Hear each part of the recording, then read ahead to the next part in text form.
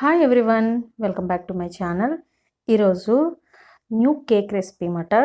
ఇప్పటి వరకు మన దాంట్లో బ్లాక్ ఫారెస్ట్ చూసారు, అలాగే వెనిలా అండ్ కప్ కేక్స్, అలా డిఫరెంట్ రెసిపీస్ కేక్స్ చూసారు కదా. ఈరోజు ఏంటంటే పైనాపిల్ ఫ్లేవర్ కేక్ అయితే చేశాను. చాలా బాగా వచ్చింది కేక్ అయితే. మీరు డెఫినెట్గా ట్రై చేస్తారు వీడియో చూసారంటే. ఎందుకంటే ఇంత ఈజీగా చేయొచ్చు అంటే మనం బర్త్డేస్కి, యానివర్సరీకి కూడా మనం ఇంట్లోనే కేక్స్ ప్రిపేర్ చేసుకోవాలనుకుంటాం. ముందుగా బౌల్ ఒకటి తీసుకొని ఎగ్స్ తీసుకోవాలి, 2 ఎగ్స్. నేను జస్ట్ 2 ఎగ్స్ తోటి అయితే ప్రిపేర్ చేస్తున్నానండి. మనకి దాదాపు 1 కేజీ కేక్ వరకు అయితే వస్తుంది. ఈ ఎగ్స్లోనే మనం ఏ ఫ్లేవర్ అయితే చేయాలనుకుంటామో ఆ ఫ్లేవర్, అంటే ఇక్కడ నేను పైనాపిల్ ఫ్లేవర్ చేస్తున్నాను కాబట్టి పైనాపిల్ ఫ్లేవర్ ఎసెన్స్ అయితే తీసుకున్నాను. 4 to 5 డ్రాప్స్ అయితే వేసుకోవాలి. మనకి ఎగ్ స్మెల్ తెలియదు, అలాగే కంప్లీట్గా మనకి కేక్ అంతా కూడా ప్యూర్ పైనాపిల్ తిన్న ఫీలింగ్ అయితే వస్తుందండి. డెఫినెట్గా నేను ఎలా అయితే చెప్పానో అదే ప్రాసెస్లో, ఎలా ఇంగ్రీడియంట్స్ ఎంతెంత వేసుకోవాలని చెప్పానో అంతంత వేసుకుని చేయండి. డెఫినెట్గా మీకు మంచి కేక్ అయితే ప్రిపేర్ చేయగలుగుతారు. అండ్ ఇక్కడ చూసారు కదా, ఎగ్స్ని ఇలాగా ఫోమ్ స్ట్రక్చర్ వచ్చే వరకు కూడా బీట్ చేసుకోవాలి. మనం బీటర్ తోటి కాకుండా విస్కర్తో, హ్యాండ్ విస్కర్ ఉంటుంది కదండి, దాంతో చేసినా కూడా ఇంతే. నెక్స్ట్ మిక్సీలో పట్టినా కూడా ఇలానే చేసుకోవాలి. ఏదైనా కూడా ఒకటే ప్రాసెస్ అండి. ఇప్పుడు షుగర్ యాడ్ చేసుకోవాలి. షుగర్ వచ్చేసి 2 ఎగ్స్కి నేను ఇక్కడ 3/4 కప్పు షుగర్ అయితే తీసుకోవడం జరిగింది. షుగర్ అంటే షుగర్ పౌడర్ తీసుకోవాలి. అప్పుడు షుగర్ పౌడర్ అయితే చక్కగా కొంచెం ఫాస్ట్గా మెల్ట్ అవ్వడానికి బాగుంటుందండి. షుగర్ క్రిస్టల్ స్ట్రక్చర్లో తీసుకుంటే టైం అనేది ఎక్కువ పడుతుంది. సో పౌడర్లోనే తీసుకోవాలి. 3/4 కప్పు షుగర్ పౌడర్ తీసుకుని అది మెల్ట్ అయ్యే వరకు కూడా మనం బీట్ చేసుకుంటే కనుక మంచి క్రీమ్ స్ట్రక్చర్ అయితే వస్తుంది. మీరు వీడియోలో అబ్జర్వ్ చేస్తున్నారు కదా, ఎక్కడి నుంచి ఎంతవరకు బీట్ చేసుకోవాలన్నది మీరు కంప్లీట్గా వీడియో చూస్తూ వెళ్తూ ఉంటే అర్థమవుతుంది. సో ఈ విధంగా క్రీమ్ స్ట్రక్చర్ అయితే వస్తుందండి. ఇలా వచ్చిన తర్వాత ఇప్పుడు ఆయిల్ కానీ బటర్ని కరగబెట్టి కానీ వేసుకోవచ్చు. 1/4 కప్పు ఆయిల్ అయితే తీసుకోవాలి. మీరు ఇలాగ మెజరింగ్ కప్స్ లేకపోయినా ఒకటే కప్పు పెట్టుకోండి మెజర్మెంట్కి.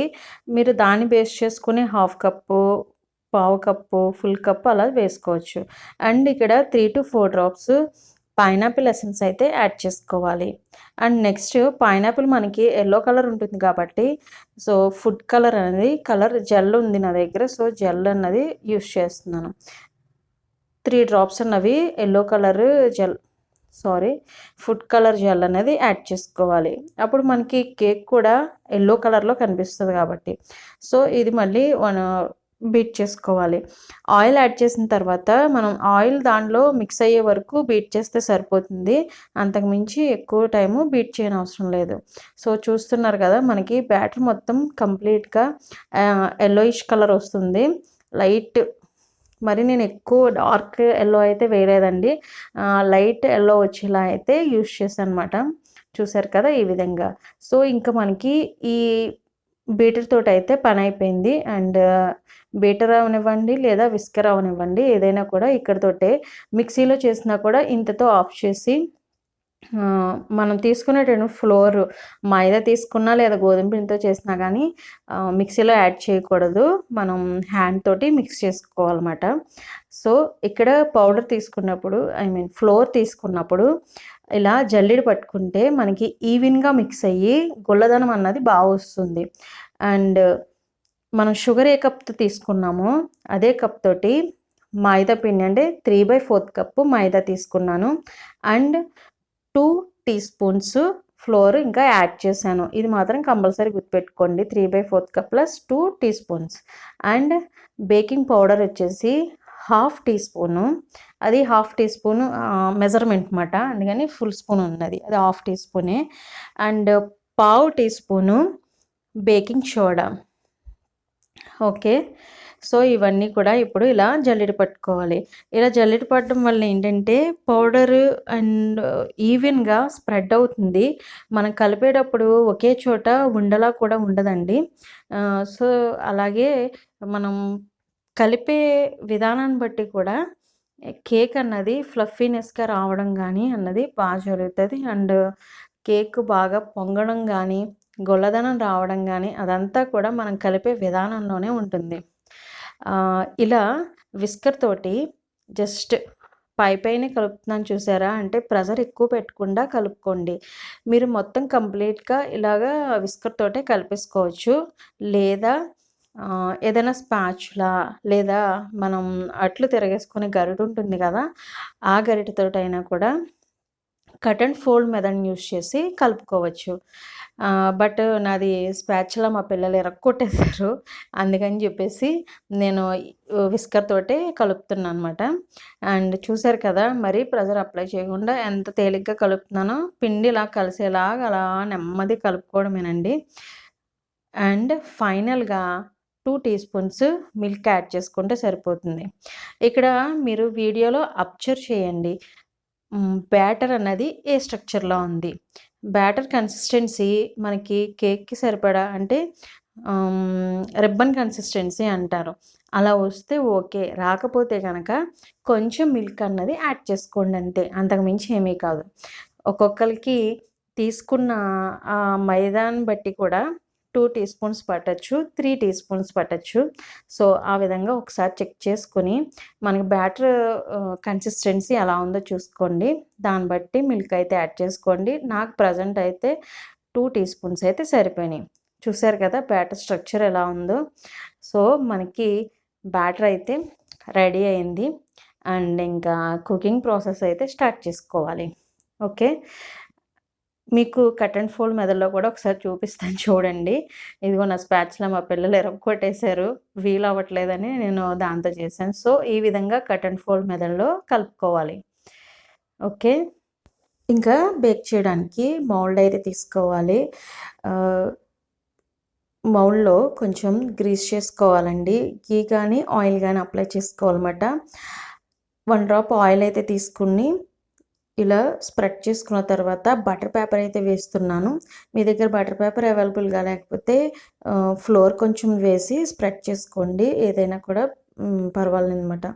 బటర్ పేపర్ అయినా, ఫ్లోర్ అయినా కూడా. సో, ఇక్కడ బ్యాటరు కన్సిస్టెన్సీ ఒక్కసారి మీకు చూపిస్తాను చూడండి. రిబ్బన్ కన్సిస్టెన్సీ అన్నాను కదా! ఏ విధంగా ఉండాలో కొంచెం అబ్జర్వ్ చేస్తే మీకు ఒక ఐడియా అలా ఉంటుంది. మనకి బ్యాటర్ ఇలా వస్తే గనక పర్ఫెక్ట్‌గా కుక్ అవుతదండి కేక్ మాత్రం. చూస్తూ ఉన్నారు కదా! ఈ విధంగా. అండ్ నేనిక్కడ ఓవెన్ యూజ్ చేస్తున్నాను. ఓవెన్‌ని ప్రీహీట్ చేశానమాట. సో, ప్రీహీట్ అవుతుంది. ప్రీహీట్ అయిన తర్వాతే మనం ఓవెన్‌లో పెట్టాలి. అలాగే మనం స్టవ్ పైన చేసుకున్నా కూడా ముందుగా ప్రీహీట్ చేసుకునే ఈ మౌల్డ్ అన్నది పెట్టుకోవాలి. సో, ఇది కుక్ అవుతూ ఉంటుంది. ఈలోపు మనం డెకరేషన్ పర్పస్ విప్పింగ్ క్రీమ్ అన్నది రెడీ చేసుకుందాం. మాక్సిమం నేను విప్పింగ్ క్రీము ముందు రోజు నైటే చేసుకొని ఫ్రిడ్జ్‌లో పెట్టేసుకుంటానండి. ఎందుకంటే అప్పటికప్పుడు అన్నీ చేయాలంటే కొంచెం టైం టేకెన్ కదా అని చెప్పేసి. సో, ఆల్రెడీ విప్పింగ్ క్రీమ్ చేసింది ఉంది. అది కలర్ అయితే యాడ్ చేస్తున్నానన్నమాట. అంటే ఓన్లీ వైట్ కలరే కాకుండా అంటే పైనాపిల్ ఫ్లేవర్ కదా! సో, పైనాపిల్ ఫ్లేవర్ యెల్లో కలర్‌లో ఉంటుంది కాబట్టి సో, యెల్లో కలర్‌తో డెకరేషన్ చేద్దామని ఇలా యెల్లో కలర్ అయితే మిక్స్ చేశానండి. విప్పింగ్ క్రీము ఒకసారి రెడీ అయిపోయిన తర్వాత మళ్ళీ బీట్ చేయనవసరం లేదండి. ఇలా కలర్ నార్మల్‌గా ఏదైనా స్పూన్‌తో దేనితోన్నా కలుపుకుంటే సరిపోతుంది. అండ్ ఇక్కడ కలర్ కలిపిన క్రీమ్ ఉంది కదా! ఇది ఒక పైపింగ్ బ్యాగ్ తీసుకొని దానిలోకి ట్రాన్స్‌ఫర్ చేస్తున్నాను. ఇది యూజ్ అండ్ త్రో అన్నమాట.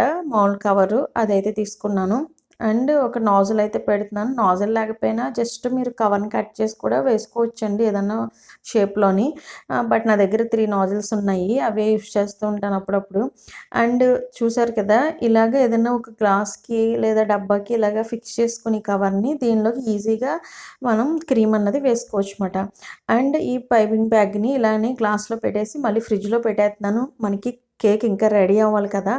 15 మినిట్స్ అయ్యేసరికి ఇలా పొంగిందండి చక్కగా. చూసారా? బ్యాటర్ మనం ఎంత ఏసామో ఎంతవరకు వచ్చిందో కేక్. అండ్ నాకు 30 మినిట్స్ అయ్యేసరికి కేక్ అయితే ఇలా కంప్లీట్ అయింది. అండ్ చెక్ చేసుకోవాలండి. చెక్ చేస్తే మనకి కొంచెం కూడా ఎక్కడ పిండి అంటుకోకుండా తడి లేకుండా ఉంటే కనుక కేక్ బాగా కుక్ అయిపోయింది, అంటే బేక్ అయిపోయిందన్నమాట. సో ఇంకా రిమూవ్ చేసుకోవచ్చు.